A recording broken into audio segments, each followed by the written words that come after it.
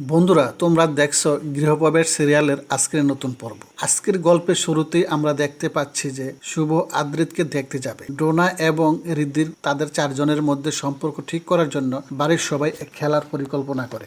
তারপর সবাই রিদ্ধি এবং ডোনা শুভ এবং আদ্রিতকে সেখানে নিয়ে আসছে। তারপর রিদ্ধি বলে যে আমরা কিছু কাজ আছে, আমি এগুলো খেলতে পারবো না। তারপর রূপ বলে যে আজ রবিবার, আজ তোমার কোনো কাজ নেই, তুমি এখানে চুপচাপ খেলো আর না হয় খেলা দেখো। তারপর মোহনা বলল যে সেও খেলবে। তারপর ঠাম্মি বলে যে এটি দাম্পত্যদের জন্য একটি খেলা, তুমি কিভাবে খেলবে যে তুমি এই খেলা খেলো। তারপর সে মোহনাকে বলল যে ঠিক আছে আমি মানলাম তুমি খেলবে, কিন্তু তুমি অংশগ্রহণ করবে, কিন্তু তোমাকে এতে একটি গুরুত্বপূর্ণ ভূমিকা পালন করতে হবে। তারা কাগজে যা লিখছে তা তুমি সবাইকে পড়ে শোনাবে। তারপর সবাইকে একটি টিকিট দেওয়া হয় এবং সবাই সেই স্লিপে তাদের মনের কথা লিখে রাখে। মোহনা একে একে সেই চিঠিগুলো পড়তে শুরু করে। প্রথমেই ছিল রঞ্জনা বলে যে ঠিক আছে, যদি তুমি আমাকে ওই হীরার আংটিটি কিনে দাও তাহলে আমি তোমাকে বেঁধে দেব। আর এই সাক্ষ্যটি সবাইকে বুঝতে সাহায্য করে যে এটি রঞ্জনা। আর দাদু ঠাম্মিকে লিখছেন যে তোমার বাতের ব্যথার কারণে তুমি সকালে হাঁটতেও পারো না, কিন্তু সেই দিনগুলো আমার খুব মনে পড়ে। আর ঠাম্মিকে লিখছিলেন যে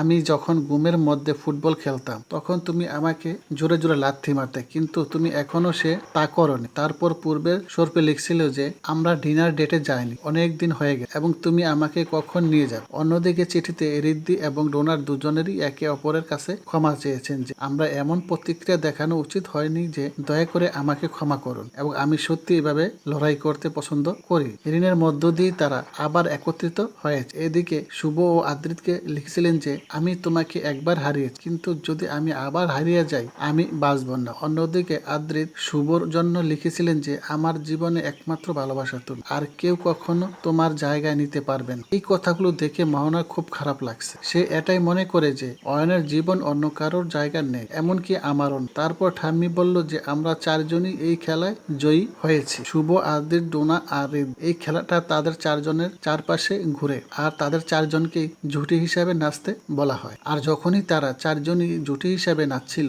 বিশেষ করে যখন শুভ আর আদ্রিত কাছে আসছিল, মোহনা তা সহ্য করতে পারছিল না। আর ঠিক তখনই সে চলে যেতে যায়। শুভকে বলতে দেখা যায় যে আদ্রিত দুঃখিত যে গতকাল তার এমন প্রতিক্রিয়া দেখানো উচিত হয়নি, এবং শুভ বলে যে তার এমন শিশুর মতো আচরণ করা তার উচিত হয়নি। আমি তোমাকে ভুল বুঝেছিলাম এবং আমি ভুল ভাববো না আর। এদিকে মোহনা ভাবে যে অয়ন, যার নিঃশ্বাস আমার উপর ভর করে আছে, সে এখন তার স্ত্রীর সাথে একই ঘরে রাত কাটায়। আমি কিভাবে এটা হতে দেব। মোহনা আদ্রির সঙ্গে তার পুরনো মুহূর্তগুলো নিয়ে ভাবতে শুরু। এদিকে শুভর সাথে আদ্রিদের সম্পর্কগুলো স্বাভাবিক হয়ে যায়। আর তারপর মোহনায় গিয়ে মাঝরাতে তাদের দরজায় কড়া নাড়ে। আর শুভ বলে এত রাতে কে এসেছিল। শুভ দরজা খুলে দেখে যে সেখানে একটা মুখ আছে। বন্ধুরা, এই ভিডিওটি যদি তোমাদের ভালো লেগে থাকে, যদি ইউটিউব থেকে দেখে থাকো চ্যানেলটি সাবস্ক্রাইব করে দেখো, আর যদি ফেসবুক থেকে দেখে থাকো পেজটি ফলো দিয়ে লাইক, শেয়ার, কমেন্ট করে অন্যকে দেখার সুযোগ করে দিন। ধন্যবাদ।